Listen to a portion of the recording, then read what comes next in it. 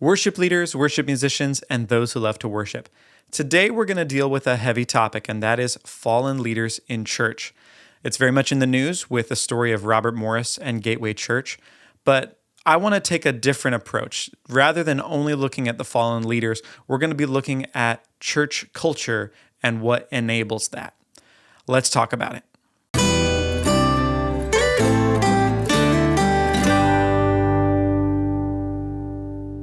Welcome to the Worship Homestead. My name is Nathan Smith. Today we're talking about fallen leaders and how churches, and especially regular old, everyday churchgoers, should react to this sort of thing. But first, I want to give you something. If you go to my website, blueprintsounds.com, you can get access to my free worship bundle called the Worship Booster Pack. It has PDF guides and online classes and everything from songwriting, live church sound, 25 chart-topping arrangement tricks, how to build a better band. All of that is available for free if you just go to my website, blueprintsounds.com, or click on the link nearby, blueprintsounds.com/worship booster pack. So the news broke lately about Robert Morris and Gateway Church. Robert Morris is the founder and head pastor at Gateway Church, which is a very, very large church in Texas. Across its campuses, they say they have 100,000 people in weekly attendance. So if it's not the largest church in America, it's very close to the largest church in America, and that makes it a big deal. And it came out that he has been accused of sexual immorality with a woman, but this was when she was 12 years old. And so he has resigned from the church, and of course, everyone is heartbroken, and of course, our hearts go out to the victim, and there's a lot to sift through, and it's just a big, ugly mess. And I want to say before we go any farther that this is not just a Gateway Church problem. This is a church-wide problem, and it's not denomination-specific. Some people like to point out, his theology was all out of whack. We knew he was a false teacher. I don't buy that because this has happened in the Catholic Church, Presbyterian, Methodist, Anglican, Southern Baptist, Charismatic, Pentecostal. Every denomination has been touched by problems like this. And so it's not a theology thing. It's very, very basic. It's way more basic than that. So even though there are a lot of differences, there are a lot of similarities. And it usually goes like this. Usually you have a man who is a predator who takes advantage of a young woman, who has enablers to help cover it up and downplay it, or maybe he leaves ministry and comes back, and it stays a small thing for years. He's able to cover it up, and then eventually his sin finds him out. It's splashed all over the headlines, decades later in some cases, and everyone is shocked and horrified, and as everybody runs for the exits, they say, "We never knew. We had no idea." Well, that's one problem. One problem is the predator, but there is another problem, and that is the flock. And to show what I'm talking about, I want to read from the scriptures. So here we are in Ezekiel 34, and Ezekiel is giving the word of the Lord, and he's judging the shepherds of Israel. But it's very interesting what happens in this passage. So first I'm going to read verses 1 through 5. Then the word of the Lord came to me, saying, "Son of man, prophesy against the shepherds of Israel. Prophesy and say to those shepherds, thus says the Lord God, Woe, shepherds of Israel who have been feeding themselves. Should not the shepherds feed the flock? You eat the fat and clothe yourselves with the wool. You slaughter the fat sheep without feeding the flock. Those who are sickly you have not strengthened. The diseased you have not healed. The broken you have not bound up. The scattered you have not brought back. Nor have you sought for the lost, but with force and severity you have dominated them. They were scattered for lack of a shepherd, and they became food for every beast of the field and were scattered." So then Ezekiel goes on with more things that the shepherds have done wrong, and then he promises that God is going to bring the flock back. But let's skip down a little bit. We're going to go to verse 17, because God then shifts his focus from the shepherds to the flock itself. "As for you, my flock, thus says the Lord God, behold, I will judge between one sheep and another, between the rams and the male goats. Is it too slight a thing for you that you should feed in the good pasture, that you must tread down with your feet the rest of your pastures? Or that you should drink of the clear waters, that you must foul the rest with your feet? As for my flock, they must eat what you tread down with your feet and drink what you foul with your feet. Therefore, thus says the Lord God to them, Behold, I, even I, will judge between the fat sheep and the lean sheep. Because you push with side and with shoulder, and thrust at all the weak with your horns until you have scattered them abroad. Therefore, I will deliver my flock, and they will no longer be a prey, and I will judge between one sheep and another. Then I will set over them one shepherd, my servant David, and he will feed them, and he will feed them himself and be their shepherd. And I, the Lord, will be their God, and my servant David will be prince among them. I, the Lord, have spoken. Here's the point.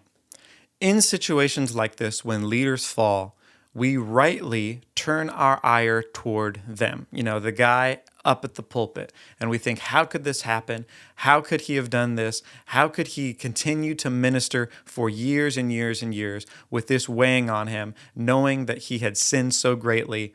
Why did he do it? Right? So we focus all on that individual because that's what we're always doing at church. Churches are designed so that an entire crowd is looking at one individual. But in the scriptures, the Lord judges the shepherds, and then he turns and judges the flock. And the flock is what I want to talk about. The community is also responsible.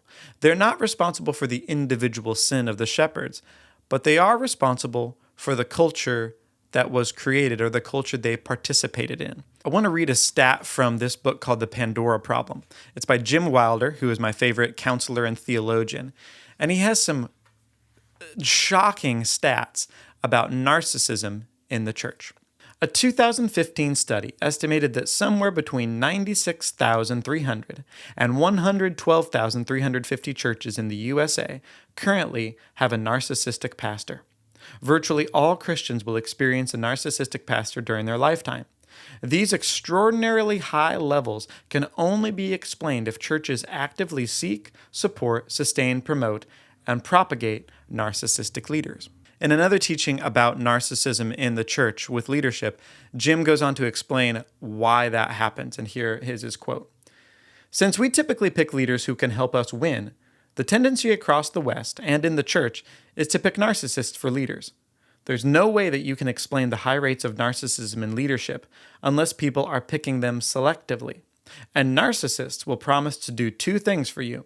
One, we will win. And two, we will look good.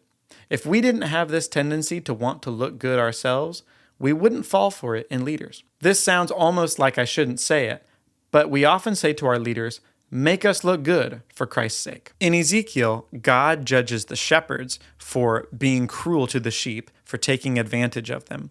And then he judges the flock for the strong taking advantage of the weak. In the church, we tend to think of the shepherds and the sheep as just two groups, right? You have shepherds that are the clergy, and you have the sheep, which are the congregation, and they're all one homogeneous unit. And Ezekiel is clear that that's not the case.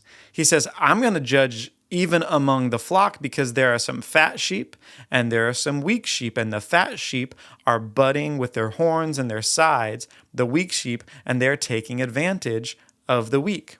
When something like this happens, when leaders fall, we cannot just look at the leader and say, how dare you? We have to look at the culture of the church and say, why did our group identity allow this to happen? What's wrong with our culture that we made the predator the leader? Statistically, it doesn't make sense that so many leaders would be narcissists and predators unless we self-select for them, unless that's who we want leading us. And that says something about the flock.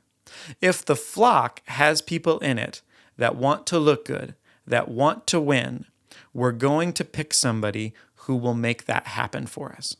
So think about it. Think about your own church.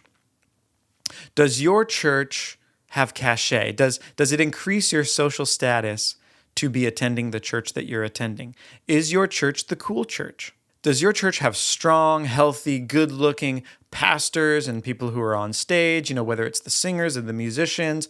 Is your worship amazing? And is everything just looking really, really good? On the other side of that, do a lot of people in your church suffer burnout? Does the event of church take over the entire weekend, Saturday, Sunday? Do you have so many services that man, if you volunteer for a weekend, you just better clear out everything else because there's going to be no time for family. It's all dedicated to the church. Do the strong people and the weak people in your congregation interact in a meaningful way? Because guess what? In most churches, even if the strong and the weak are under the same roof, they sit in different sections and they associate with different people throughout the week. The strong usually hang out with other people who are strong, whose kids have straight teeth, and they go to their barbecues and they go to the soccer games and the football games. They all hang out together looking good or trying to not share their weaknesses with one another. So they keep up the facade, and that group stays together. And then we have the weak group who need counseling or need prayer or whatever it is. That's all done on the periphery. They don't come together in a meaningful way, certainly not in the service. Do the different generations in your church interact in a meaningful way? Or do you have services for the old people and stuff for the young people? Do you have different programs so that everybody can go and be with the people who are like them rather than being together? We don't think of those things as being liabilities. We don't think of those things as being red flags that there might be a problem with leadership. We think of those as good things, right? If you want a healthy, vibrant community, you have to have 3 generations interacting with one another. And you have to have the strong and the weak interacting with one another. That's how God made families to work, and that's how God made churches to work, is that there would be that sort of rubbing elbows and rubbing shoulders with people who are different, with people who have varying levels of strength or varying levels of age. That actually makes the community stronger. It's uncomfortable, but it's good for everyone in the community. It's good for the flock when that sort of thing happens. When people get to go their own way and just be with the people who make them comfortable, and they dissect themselves into the weak and the strong or the young and the old, that's the kind of community that says we want to win and we want to look good doing it. That's the kind of community that will be attractive to a predator or a narcissist. That narcissist could get caught, leave the ministry, and 10 years later, you're going to have somebody else with the same problem in the same church, and it happens all the time.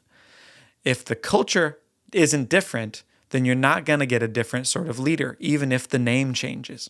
The American church right now is addicted to winning and looking good, and what we're seeing is the direct result of that. And I believe that God is clearing house.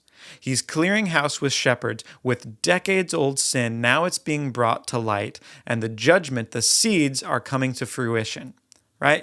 It's happening right now, and we can all see it splashed across the headlines. But if you read the Bible, God is saying something else too. He's saying, yes, the shepherds are at fault. Hey, flock, there's something that needs to change. So what do? Rather than being powerless when something like this happens, realize that you always have a choice.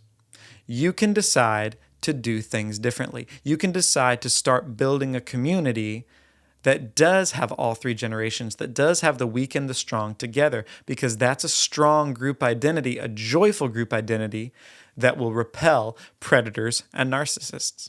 We don't know how to do that with a community of 100,000 people yet, but we can certainly do that in a living room or with a Bible study or at a coffee shop. When something like this happens, it's not time to pull back and wag your finger at leadership and say, oh, pastors, can't believe that happened, but I didn't have anything to do with it.